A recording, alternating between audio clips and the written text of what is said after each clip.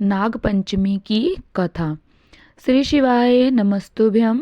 हर हर महादेव। आप सभी को नाग पंचमी की ढेरों शुभकामनाएं। आप सभी का दिन शुभ और मंगलमय हो। अब आइए श्रवण करते हैं नाग पंचमी की पौराणिक कथा। नाग पंचमी की पौराणिक कथा के अनुसार सालों पहले एक नगर में किसी सेठ के 7 बेटे रहते थे। सभी की शादी सेठ ने समय रहते करवा दी। सातों बहू मिलकर घर का काम भी किया करती थी। उन सभी में से सेठ की सबसे छोटी बहू बहुत संस्कारी थी। एक दिन यूं ही काम करते हुए घर की बड़ी बहू ने अपनी देवरानियों से कहा कि घर को लीपने के लिए पीली मिट्टी नहीं है, जंगल जाकर मिट्टी लानी होगी। जेठानी के ऐसा कहते ही सभी उसके साथ घर लीपने के लिए मिट्टी लाने के लिए निकल गई। सभी खुरपी से मिट्टी निकाल ही रही थी कि तभी सबसे बड़ी वाली बहू को एक नाग नजर आया। उसे मारने के लिए जैसे ही बड़ी वाली बहू ने खुरपी उठाई, वैसे ही सबसे छोटी बहू ने कहा, जेठानी जी इसे मत मारिए, इसकी कोई गलती नहीं है, जंगल ही तो इसका घर है। अपनी देवरानी की बात मानकर उसने नाग को कुछ नहीं किया। तभी उस छोटी बहू से नाग ने कहा, आप एक जगह पर अलग से बैठ जाइए, हम तब तक मिट्टी खोदते हैं, फिर आपके पास आएंगे। इतना कहकर सभी मिट्टी निकालने लगी और कुछ देर बाद घर चली गई। सभी के दिमाग से नाग वाली बात निकल गई थी। अगले दिन छोटी बहू को अचानक से याद आया कि उसने नाग को इंतजार करने के लिए कहा था। वो तुरंत अपनी सभी जेठानियों को अपने साथ लेकर नाग के पास चली गई। वहां देखा तो वो नाग उन सभी के इंतजार में उसी जगह पर बैठा हुआ था। नाग को देखते ही छोटी बहू ने बड़े प्यार से कहा, भैया कल हम लोग आपके पास आना भूल गए थे, उस बात के लिए आप हमें माफ कर दीजिए। जवाब में नाग बोला, तुमने मुझे भाई कहा इसीलिए मैं तुम्हें दंड नहीं दे रहा हूँ, नहीं तो अब तक मैं तुम्हें डस चुका होता। आज के बाद से तुम हमेशा के लिए मेरी बहन रहोगी। अब तुम अपने भाई से कोई वरदान मांग लो, मैं तुमसे बहुत खुश हूँ। इतना सब सुनने के बाद छोटी बहू नाग से बोली, मेरा कोई भी सगा भाई नहीं है, इसीलिए मैंने आपको भाई कहा था। अब से आप मेरे भाई हो। अब हमेशा मेरी रक्षा करना आपका फर्ज है। बस यही वरदान मुझे आपसे चाहिए। नाग ने हर कदम पर साथ देने का वादा किया और अपने रास्ते निकल गया। सेठ की सारी बहुएं भी अपने घर लौट आई। कुछ समय बाद नाग इंसान का रूप बनाकर अपनी बहन से मिलने के लिए सेठ के घर गया। उसने सेठ से कहा कि मेरी छोटी बहन को बुला दो, वो आपकी छोटी बहू है।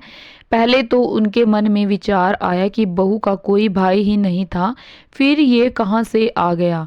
फिर भी उन्होंने अपनी छोटी बहू को बाहर बुलाया। नाग ने फिर अपने साथ में बहन को घर ले जाने की बात की।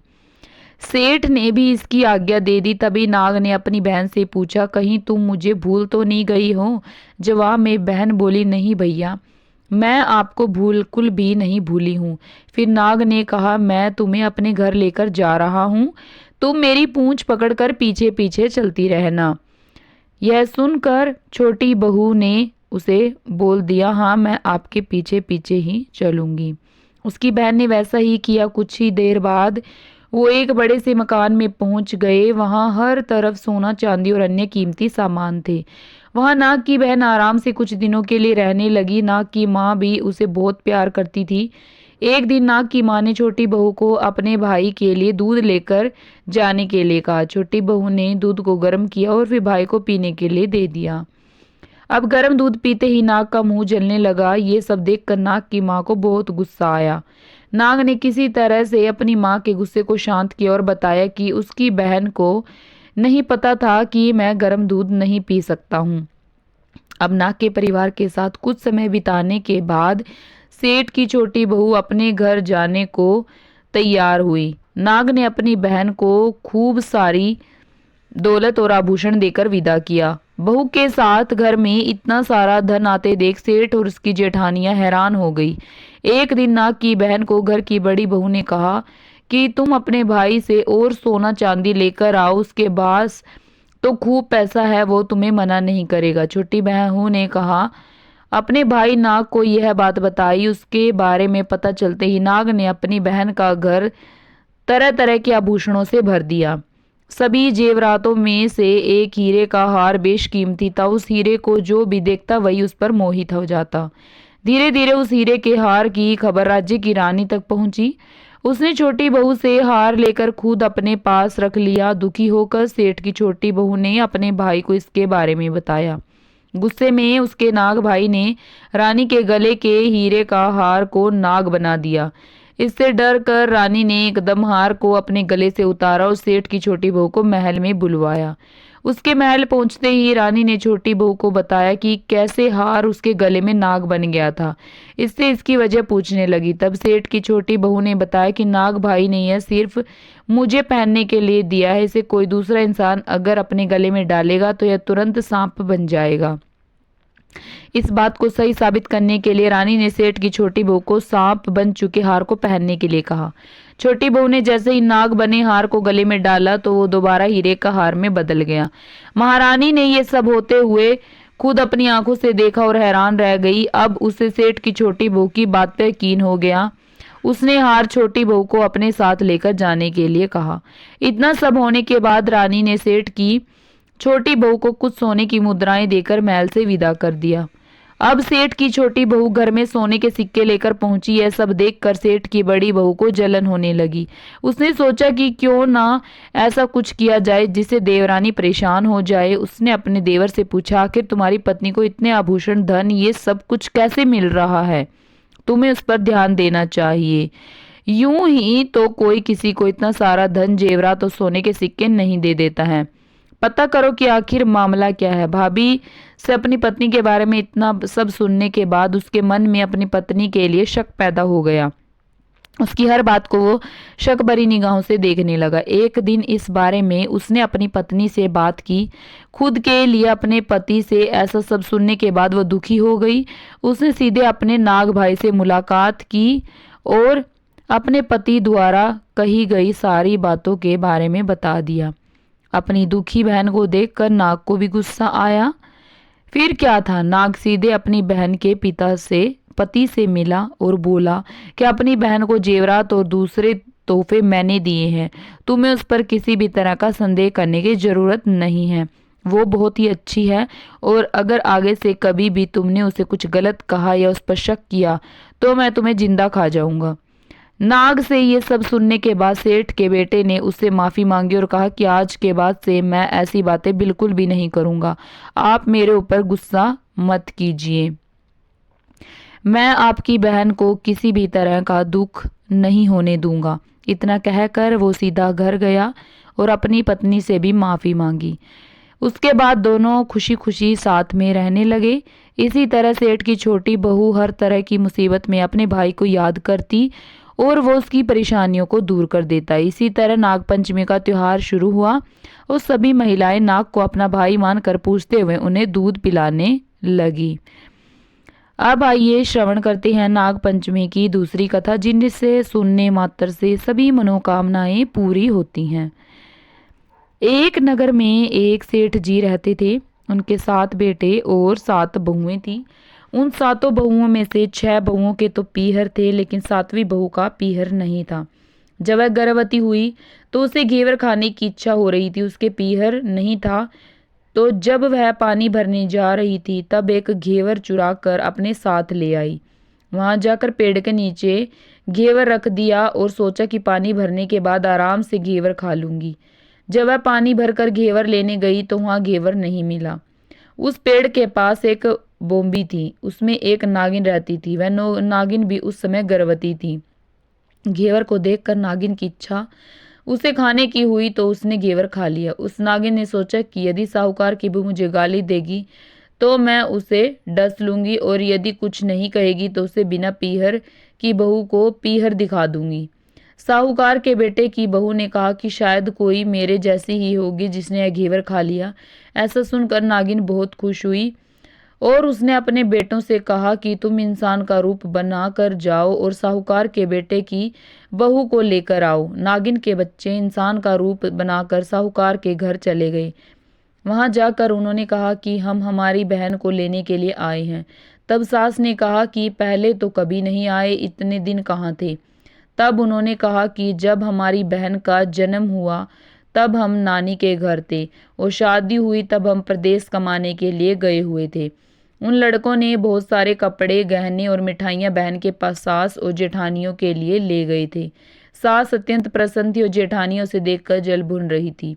सास ने बहू को उनके साथ में भेज दिया। बोबी के पास जाकर उन्होंने कहा, बहन हम नाग हैं। उस दिन जब तुमने पेड़ के नीचे जो घेवर रखा था तब तुम्हारा घेवर हमारी माँ ने ही खाया था। उन्होंने तुम्हें अपनी बेटी माना है, इस नाते से तुम हमारी बहन हुई। बहन अब तुम हमारी पूंछ को पकड़ लो और डरना मत। उनके कहने पर वह पूंछ पकड़कर बोम्बी में चली गई। वहां पर उन्होंने उसे बहुत लाड़ प्यार और सुख से रखा। वहीं पर उसने एक लड़के को जन्म दिया। जब उसका लड़का थोड़ा बड़ा हुआ तब की बात है, पड़ोसन ने साहूकार के बेटे की बहू को ताना मारते हुए कहा कि अगर तू तेरी माँ की इतनी लाडली है तो तू तेरी माँ से कहना कि आज तो नागों को दूध मैं ही पिलाऊंगी। पड़ोसन का ताना उसे सहन नहीं हुआ। वह माँ से जिद करके नागों का दूध ठंडा करने लगी। अभी तक दूध ठंडा नहीं हुआ था, उससे पहले ही उसके बेटे ने घंटी बजा दी। घंटी की आवाज़ सुनकर छोटे बड़े सारे नाग दूध पीने के लिए दौड़ पड़े। जब उन्होंने दूध में मुंह लगाया तो बहुतों का मुंह जल गया। तब नाग क्रोधित होकर बोलने लगे कि हम बहन को काटेंगे। उसकी माँ ने उन्हें समझाते हुए कहा, इसे मत काटो, यह तुम्हें आशीष देगी। तब साहूकार के बेटे की बहू ने कहा, जियो हमारा नाग नागिन, जियो मारा खड़या आड़या वीर। वीर उठावे देख गणियोरो चीर, चीर तो फट जावे पण वीर जीता रेवे। थोड़े दिन बीत जाने के बाद पड़ोसन ने फिर से ताना मारा कि यदि तेरी माँ तुझ पर विश्वास करती है तो तुझे 7वें कोठे की चाबी देती।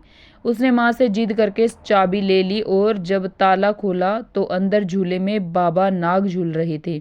उसने बाबा नाग से कहा कि सत सिया राम बाबा। उन्होंने कहा कि तूने सत सिया राम कर लिया वरना मैं तुझे डस लेता। तब उसने कहा कि आप तो मेरे पिता हो, मुझे कैसे डस सकते हो। और बोली, जियो नाग नागिन, जियो वासुकी नाग, जीणो मेरो लाड लडाया 9 करोड़ों का हार। नाग देवता ने उसको 9 करोड़ का हार दे दिया। माँ ने अपने बेटों से कहा, साहूकार की बहू तो अब बड़े घरों में हाथ डालने लगी है, उसे ससुराल पहुंचा दो। नागों ने साहूकार के बेटे की बहू को बहुत से गहने कपड़े दिए और ससुराल पहुंचा दिया। कुछ दिनों बाद की बात है कि उसका बच्चा झाड़ू तोड़ रहा था। ताई ने कहा, झाड़ू मत तोड़, इतना तोड़ने का शौक है तो तू अपने मामा के यहाँ से ले आया होता। सांपों ने सब कुछ सुन लिया और अपनी माँ से जाकर बताया तो माँ ने कहा, 2 झाड़ू सोने की बनवाओ, 2 चांदी की बनवाओ और दे आओ। ताइयां देखकर जल गई और कहने लगी, इसे तो ताने मारने से धन बढ़ता है। कुछ दिनों बाद की बात है कि बच्चा गेहूं बिखेर रहा था। ताई ने फिर ताना मारते हुए कहा, गेहूं बिखेरने का शौक है तो नाना मामा के घर से ले आता, हमारे यहाँ तो मत बिखेर। सांपों ने सुन लिया। फिर जाकर अपनी माँ से कहा। माँ ने कहा, 2 बोरी दाने सोने के घड़ाओ, 2 बोरी दाने चांदी के घड़ाओ और दे आओ। ताइयां और जल गई, कहने लगी, इसे ताने मत मारो, इसका धन बढ़ता है। छोटी जेठानी लकड़ी लेने के लिए जंगल में चली गई। तो वहां पे वह जंगल में जाकर जब लकड़ियां काटने लगी, उसने सोचा छोटी को भेजना चाहिए। सांप उसे छोटी जेठानी ने लकड़ी लेने गई, वहां सांप था। उसने सोचा छोटी को भेजना चाहिए, सांप उसे खा जाएगा तो मुसीबत मिट जाएगी। छोटी बहू लकड़ी लेने गई तो वहां सांप बैठा था। बोली, भैया राम राम। सांप ने झट से पायल दे दिए। छोटी बहू पायल पहनकर छम छम करती चली आई। जेठानियां देखकर जल गई। 2-4 दिन बाद पान की गड्डियों में एक सांप देखा तो बड़ी जेठानी ने सबसे छोटी बहू को पान लेने भेजा। उसने सोचा आज अवश्य सांप काट लेगा। सांप को देखकर छोटी बहू बोली, भैया घर के क्या हाल चाल हैं? घर में सब ठीक तो है? सबको मेरा राम राम कहना। सांप ने मुंदड़ी पहना दी। जेठानियां फिर जल भून गई। उसका पति दुकान से आया तब जेठानियों ने सिखा दिया कि तेरी बहू को तो सांप बिच्छू से दोस्ती है। साहूकार का बेटा अपनी बहू से रात को कहने लगा, सच सच बता, सांप बिच्छू तेरे क्या करते हैं, क्या लगते हैं? दो चूजे काट खाने के बजाय गहने देते हैं। बहू ने कहा, वो तो मेरे भाई भतीजे लगती हैं। फिर उसने सारी बात अपने पति को बताई। पति ने कहा, तो क्या तेरे भाई भतीजे तुम्हें ही बुलाते हैं, कभी अपने जवाई को क्यों नहीं बुलाते? आने कोने में छुपे सांपों ने बात सुन ली तो जाकर अपनी माँ से कहा। माँ ने कहा, दोनों को बुला लाओ। वे इंसान का रूप बनाकर दोनों को व बच्चों को बुला लाए। खूब कपड़े गहने देकर तीनों को विदा किया। समर्थ पीहर नाग पंचमी की कहानी कहने वालों को, नाग पंचमी की कहानी सुनने वाले सबको मिले। जैसी अनपीहरी वो पहले रही थी, किसी को भी ना रखे। अब आइए अंत में श्रवण करते हैं नाग पंचमी की तीसरी कथा, जिसे सुनने मात्र से सभी मनोकामनाओं की पूर्ति होती है और भगवान आपकी सभी इच्छाओं को पूरा करते हैं। किसी गांव में एक किसान रहता था। उसके साथ उसकी पत्नी और एक छोटा सा बेटा था। किसान बहुत ही सीधा साधा था। वह अपने खेतों में काम करके ही अपने परिवार का गुजारा करता था। किसान की पत्नी भी सुंदर, सुशील और संस्कारी थी। वह भी पूजा पाठ किया करती थी और जब भी उसे घर के काम के से समय मिलता तो वह भी खेतों में जाकर अपने पति के साथ काम करती थी। इसी तरह किसान और उसकी पत्नी अपने बच्चे के साथ खुशी खुशी रह रहे थे। एक दिन की बात है, किसान अपने खेत पर काम करने गया तो वह खेत में खुदाई कर रहा था। उसने देखा कि उसकी कुदाल के नीचे एक सांप आ गया है और वह कुदाल का चपेट में आने से मर गया। सांप को मरा हुआ देखकर किसान को बहुत दुख हुआ। फिर उसने देखा कि इस बिल में सांप का एक छोटा सा बच्चा भी था, लेकिन वहां नागिन नहीं थी। फिर क्या था, किसान ने सोचा कि ये सांप तो मर गया और पता नहीं नागिन है या नाग। किसान ने सोचा, यह बच्चा तो अनाथ हो गया, या क्या हो गया भगवान, मुझे तो बहुत बड़ा पाप हो गया। फिर उसने सोचा, मैं इस पाप का प्रायश्चित करूंगा। और उसने सोचा कि मैं इस बच्चे को अकेला नहीं छोड़ सकता, इसे अपने साथ अपने घर ले जाता हूँ। फिर किसान उस सांप के बच्चे को अपने साथ घर ले गया और उसने अपनी पत्नी को सारी बात बताई। दोनों ने भगवान का नाम लिया और कहा, आज से हम इसका पालन पोषण अपने पुत्र की तरह करेंगे। आज से हमारे एक नहीं 2 पुत्र होंगे। उधर नागिन अपने बिल में आई तो देखा कि सांप मरा पड़ा है, उसका बच्चा भी वहां पे नहीं था। तो वह जोर जोर से रोने लगी और उसने कसम खाई कि जिसने भी मेरे पति और बच्चे को मारा है उसके परिवार के एक एक सदस्य को मार दूंगी। मैं उन्हें ढूंढ कर ही रहूंगी। वह मरे हुए सांप से कहती है कि मैं अपना बदला जल्दी ही तुम्हारे पास आ जाऊंगी। फिर दूसरे दिन किसान अपने खेत में हल जोतने गया तो वही कुदाल उसके हाथ में थी जिससे सांप कटा था। उस पर अभी भी सांप का खून लगा हुआ था। वह नागिन वहीं बैठकर देख रही थी कि किसने मेरे पति को मारा है।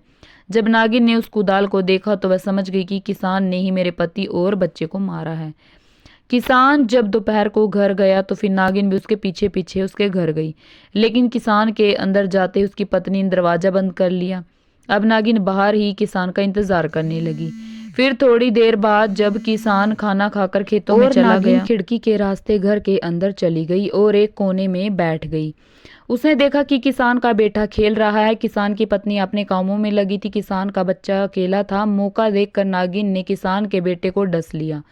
वह नागिन बच्चे को काट कर जैसे ही बाहर निकली तभी किसान आ गया और उसने नागिन को जाते हुए देख लिया और वह चिल्लाया कि नागिन ने मेरे बेटे को डस लिया। किसान की पत्नी ने भी नागिन को देखा और वह दौड़कर अपने बच्चे के पास गई।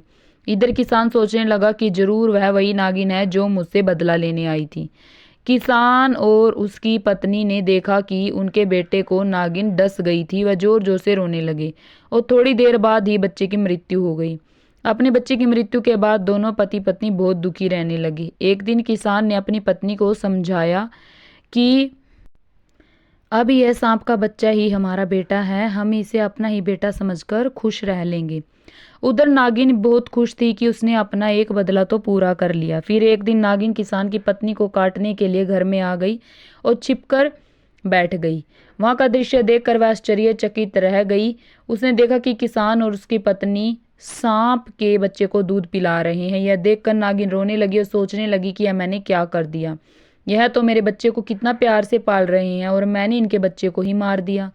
किसान ने तो अनजाने में पाप हुआ था और मैंने जानबूझकर इनके बच्चे को मार दिया। अगर मैंने यह सब पहले देख लिया होता तो मैं इनके बच्चे को नहीं मारती। नागिन को बहुत पश्चाताप हो रहा था, तो फिर उसने अपने आप को संभाल लिया और सोचने लगी कि इन्होंने अपना बच्चा खोया है और मैंने भी अपना पति खोया है, और वो नागिन वहां से चली गई। एक दिन नागिन ने सोचा कि देखती हूँ कि किसान और उसकी पत्नी मेरे बच्चे को अपने बेटे की तरह पालते हैं या नहीं। फिर वह एक दिन छिप कर आई तो उसने अपने बच्चे को देखने लगी। कुछ दिन देखने के बाद वह समझ गई कि यह लोग मेरे बच्चे को अपने बच्चे की तरह ही प्यार करते हैं। फिर वह नागिन एक शिव मंदिर में गई और भगवान शिव से प्रार्थना करने लगी, हे भगवान, मैंने अनजाने में इनके बच्चे को मार दिया, आप इन्हें एक बच्चा दे दीजिए, किसान की पत्नी की गोद भर दीजिए। नागिन रो रो कर भगवान शिव से प्रार्थना कर रही थी। कहते हैं कि भगवान शिव नाग नागिन की प्रार्थना जल्दी सुनते हैं। तभी किसान के घर एक सेठानी आई और उनकी गोद में एक बच्चा था। सेठानी ने किसान से कहा कि आप हमारे बच्चे को बचा लो, इसे नागिन ने काट लिया है और हमारे पीछे गुंडे भी पड़े हैं, वो हमारे बच्चे को छीन लेंगे। अगर तुम हमारे बच्चे को बचाओगे तो भगवान तुम्हारा भला करेंगे। किसान ने उनकी बात मान ली और वह सेठानी किसान को बच्चा देकर वहां से चली गई। अब किसान और किसान की पत्नी बहुत दुखी हुए, क्योंकि उन्हें अपने बच्चे की याद आ गई कि हमारे सामने फिर वही हालात हैं। वह भगवान से प्रार्थना करने लगे कि हे भगवान, इस बच्चे की रक्षा कीजिए। तभी किसान ने देखा कि वही नागिन खिड़की पर बैठी थी और उसने एक मणि नीचे गिरा दी। किसान ने उस मणि को उठा लिया और उस बच्चे को नागिन ने काटा था वह उसे लगा दिया। उसी मणि ने सारा जहर चूस लिया और बच्चे को होश आ गया। वह बच्चा फिर से जीवित हो उठा। दोनों पति पत्नी बच्चे को देखकर बहुत खुश हो गए, लेकिन साथ में सोच रहे थे कि सेठ सेठानी आएंगे तो वे अपने बच्चे को ले जाएंगे। फिर दूसरे दिन किसान अपने खेत जा रहा तो रास्ते में उसने से देखा कि सेठ सेठानी तो रास्ते में मरे पड़े थे। अब उस बच्चे का कोई भी नहीं था। अब किसान और उसकी पत्नी उस बच्चे की परवरिश करने लगे। वह बहुत खुश थे कि फिर से हमारी दो बट्टे हो गए। एक दिन नागिन के मन में विचार आया कि जाकर देखूं कहीं ऐसा तो नहीं है कि उन्हें बच्चा मिल गया तो वह मेरे बच्चे के साथ दुर्व्यवहार करने लगे हो। फिर उस नागिन ने साधु बाबा का भेष रखा और किसान के घर गई तो किसान की पत्नी ने उन्हें अंदर बैठा और भोजन की व्यवस्था करने लगे। फिर साधु बाबा ने पूछा कि बेटी, तुम्हारे कितने बेटे हैं? तब किसान की पत्नी ने कहा, बाबा मेरे 2 बेटे हैं। तब साधु बाबा ने कहा, लेकिन तुम्हारा तो एक ही बेटा दिखाई दे रहा, दूसरा तो दिख नहीं रहा। तब किसान की पत्नी ने कहा, नहीं बाबा, मेरे तो 2 ही बेटे हैं। फिर साधु बाबा ने कहा, बेटी, मुझे यहाँ किसी सांप की महक आ रही है। सुनकर किसान की पत्नी हैरान रह गई और कहने लगी, नहीं बाबा, यह सांप नहीं, हमारा बेटा है। तो उन बाबा ने कहा, तुम यह सांप मुझे दे दो, नहीं तो मैं तुम्हें मार दूंगा। किसान की पत्नी जोर जोर से रोने लगी और कहने लगी, बाबा, मैं अपने बच्चे को नहीं दूंगी, आपको और जो चाहिए वह ले लो, लेकिन हम अपने बच्चे को नहीं दे सकते।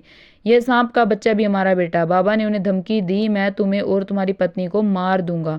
तब किसान ने कहा, बाबा आप मेरी जान ले लो, लेकिन मेरी पत्नी को छोड़ दीजिए, क्योंकि मेरे बच्चे अभी बहुत छोटे हैं, इन्हें अपनी माँ की जरूरत है और वही उन्हें पाल सकती है। तब